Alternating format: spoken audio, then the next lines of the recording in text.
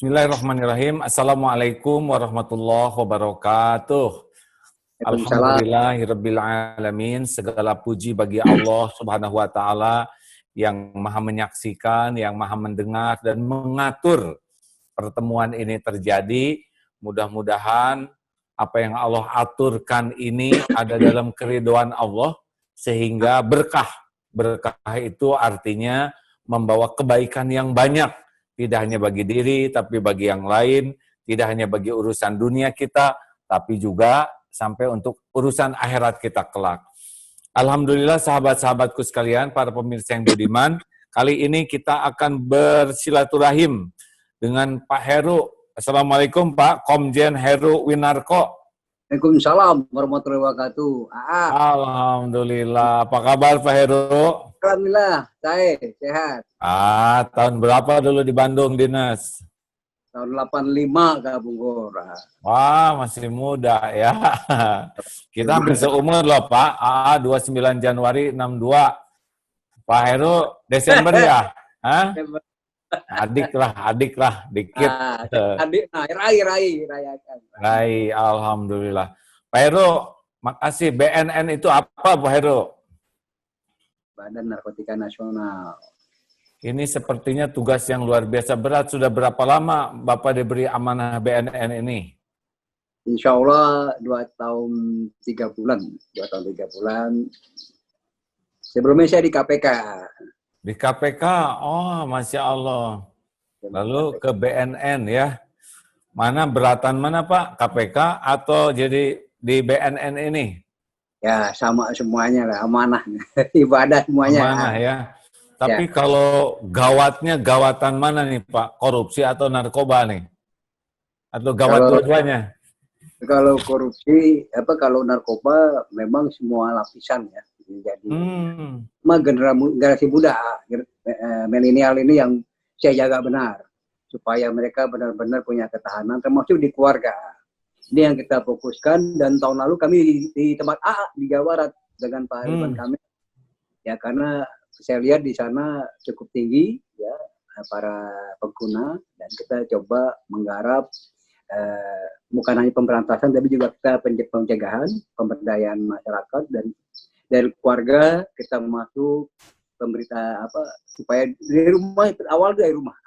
Dari rumah sebelum kita ini nih Pak, saya pengen tahu seperti apa sekarang kondisi Indonesia nih Pak, pernarkobaan ini.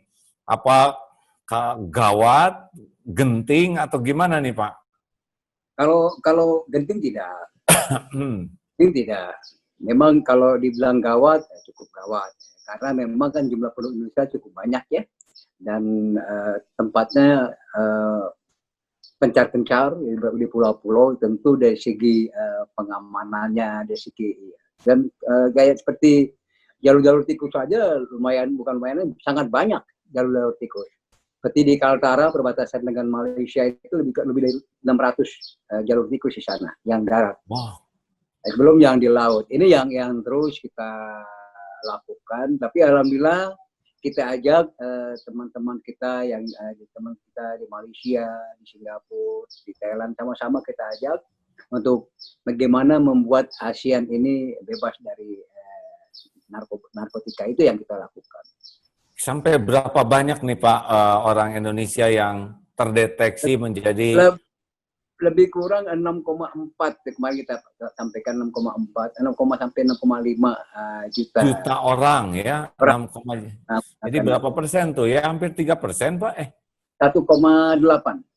1,8%. Tapi kalau dibandingkan 2011 kita jauh menurun. Oh, menurun ya? 2011 lebih kurang 2,4%, pengguna lebih kurang 4.600.000. Kita bisa menurun, tapi memang 2 tahun terakhir ini mereka cukup naik.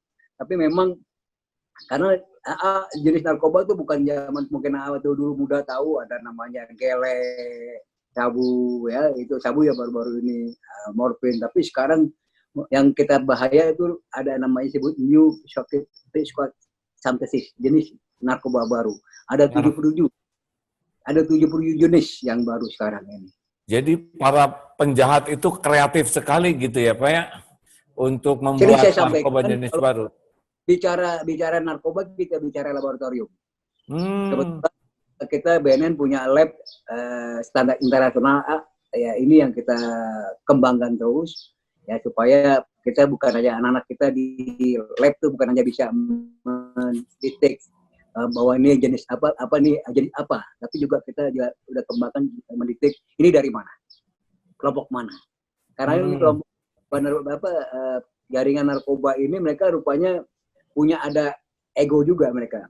Jadi kayak kopi sindikalan, kopi nada, mereka juga bikin sabu juga ada kemasan-kemasan yang kita bisa tahu ini dari kelompok mana. Tapi selain itu AA tetap yang paling rawan di Indonesia ini adalah dari ganja. Ganja ya. 63% adalah ganja. Itu sehingga apa aja tuh komposisinya tuh ganja, lalu apa aja tuh Pak yang sekarang merasuk di negeri kita ini?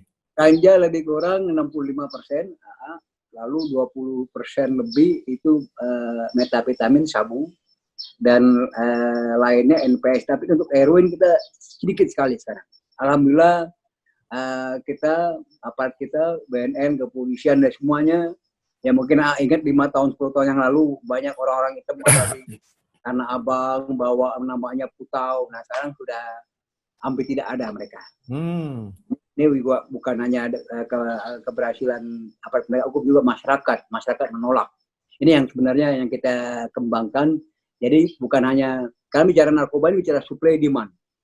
Nah, supply mungkin tugas kita, tapi kita dibantu oleh masyarakat. Nah, demand ini peranan seperti AA, ya Almeida 90, tolong dikembangkan terus ya.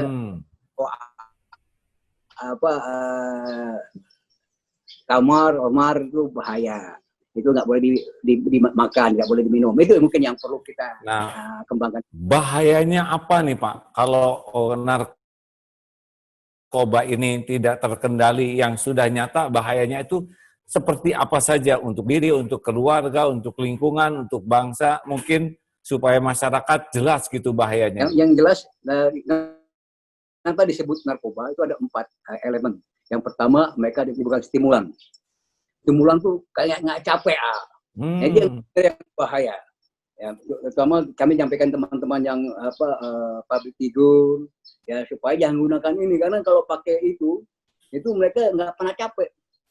Tapi yang diserang pokoknya dibohongin aja tubuh ya, itu ya Pak ya. Nggak capek, nggak tidur juga, cuma semalam nggak tidur nggak apa-apa. Ini namanya stimulan. Lalu depresan, menimbulkan depresi. Kayak yang stimulan itu seperti apa tuh orang-orang yang suka pakai stimulan, sabu gitu Pak? Ya jenisnya bisa sabu, ya bisa sabu, lalu ada NPS, ekstasi. Ya ekstasi itu nggak capek.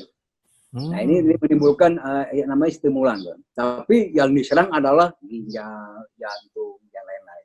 Dan edik ini ya Pak ya, jadi ketagihan. Ya. Kalau itu juga salah satu ininya. Jadi yang satu stimulan, yang kedua headache, nyandu. Yang ketiga itu depresan, menimbulkan stres, jadi depresi. Ya, yang kalau keempat halusinasi. Jadi kayak saya pernah tanya sama saya kadang-kadang sedih, saya ada anak-anak jalanan, ya dia pakai, ya mungkin tahu pakai ini lem. Lalu saya tanya, kenapa? Ya Pak, kalau saya ngelem saya bisa jadi orang kaya Pak. Kalau Bapak kesini naik pesawat, benar-benar naik pesawat. Kalau saya ngelem bisa naik pesawat juga, dia bilang gitu. Ini yang ini yang kita coba garap. Dan di Indonesia ini ada lebih kurang ada 654 daerah yang rawan narkoba. 654. Ini yang kita garap. Dan banyak kita buat program-program khususnya untuk masa rehabilitasi ini. Jadi bukan hanya pemberantasan, rehabilitasi juga kita kembangkan di masyarakat, berbasis masyarakat. Itu yang kita kembangkan.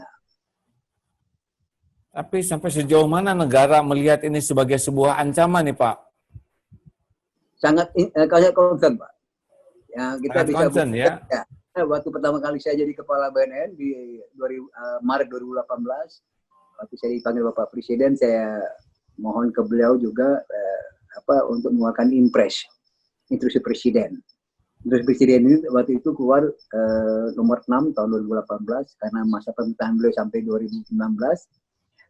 kita bikin rencana aksi, dan impres ini gunanya untuk payung hukum. Payung hukum memerintahkan kementerian, lembaga, pemerintah daerah, gubernur, bupati, wali kota untuk mengeluarkan peraturan daerah untuk bisa jadi payung hukumnya. Sehingga mengeluarkan anggaran di situ, ya, anggaran untuk bisa sosialisasi, rehabilitasi, dan bagaimana memperkuatkan, empowering dan menguatkan masyarakat setempat. Itu yang kita lakukan dari Bapak Presiden. Lalu saya juga udah hampir seluruh Indonesia saya datang, semuanya saya ketemu gubernur, saya ketemu dengan bupati, wali kota. Alhamdulillah semuanya respon, dan saya bicara dengan kepala daerah dari hati ke hati. Saya sampaikan bahwa Bapak jadi kepala daerah itu adalah yang menanggung semua penduduknya, belum ya. Kalau ada penduduk yang gunakan narkoba, ya mungkin nanti di akhirat Bapak akan ditanya, kenapa masyarakat Bapak gunakan narkoba, Bapak tidak berbuat apa-apa. Alhamdulillah, sekarang semuanya gubernur, semuanya bupati bersama-sama dengan adanya perda, perbub, mereka melakukan upaya untuk mitigasi ini. Pak, apa yang paling menyentuh hati Bapak, yang paling membuat Bapak, wah, saya harus habis-habisan ini, all out. Ini apa, Pak? Ada nggak sesuatu yang... Ada. Apa, Pak? Ada. Itu sekitar tahun 95, tahun 95, 96. Itu udah lama sekali. Waktu itu saya kasat sersi di Jakarta Utara, saya di polisi waktu itu. Saya menangani kasus narkoba, seorang ibu sampai nangis. Karena anaknya pecandu, itu barang di rumah udah habis semua. Sampai daun pintu hilang, dijual. Dijual karena beli narkoba ini ya, Pak? Ini yang membuat hati saya miris. Lalu nggak lama kemudian ada bandar pengedar yang mengadakan perlawanan, ditembak oleh anggota. Waktu itu dia usia sekitar nggak sampai 30. Nah, waktu itu dia ibunya nangis. Sebenarnya saya nggak tega ngelihatnya. Ya, waktu kita serahkan ibunya nangis, tapi saya ngelihatnya, saya harus tega karena saya ngelihat ibunya yang anaknya menggunakan narkoba. Jadi itu memang itu, jadi petugas itu kadang-kadang dilematis, Pak. Kita juga kan harus berhadapan dengan bandar ini nggak semuanya dari keluarga jahat kan, Pak. Nah ini kita tindak, lalu juga ibunya juga nggak tahu bahwa anaknya ngedar narkoba. Nah, ya, waktu kita serahkan jenazahnya, dia nangis. Ya saya sebenarnya sebagai manusia biasa juga, ya nggak tega. Itu saya harus kuatkan bahwa dia kita tembak karena ngelawan, karena yang kedua karena dia, ya biarpun nggak langsung, tapi kita bisa ngebayangin bahwa korban-korbannya seperti itu. Banyak sekali korbannya ya. Iya, dan itu sangat menggugah. Memang habis-habisan, Pak, kalau udah kena narkoba tuh ya. Udah nggak mikir apa-apa lagi selain harus ada aja narkobanya gitu ya, Pak ya? Itu ya. Itu bisa jadi penjahat juga nggak tuh, Pak, para pengguna narkoba kalau dia membutuhkan narkoba itu? Karena penjahat, Pak. Bisa, maaf, sekali lagi, bisa jual diri, Pak. Kalau udah sangat memerlukan narkoba, apa aja dijual, termasuk dirinya gitu. Iya, betul, Pak. Ini yang saya benar-benar concern, dan saya minta semuanya, dan saya nggak pernah berhenti, tiap ketemu siapa, ketemu ustadz, ketemu pendeta, itu yang saya harapkan. Jadi, ini yang kita jaga. Dan kan kalau ketemu dengan ustadz, kemarin saya ketemu dengan imam masjid Istiqlal, ya kita diskusi, ya malah beliau bilang bahwa narkoba itu bukan hanya haram, karena di Fatwa MUI sudah ada tahun 74 bahwa narkoba itu haram. Tapi beliau bilang itu bisa najis. Bagaimana Pak? Ya Ustadz, dia najis. Ya buktinya Bapak kalau ekspos kejahatan narkoba, Bapak pakai sarung tangan kalau megang narkoba. Berarti kan itu gigi. Seperti itu. Jadi memang harus, ini yang perlu disampaikan ke masyarakat, supaya benar-benar mereka bukan hanya guna dipengaruhi, tidak menggunakan, tapi dia benar-benar jadi hal yang menjijikan. Itu yang coba kita di mindsetnya masyarakat.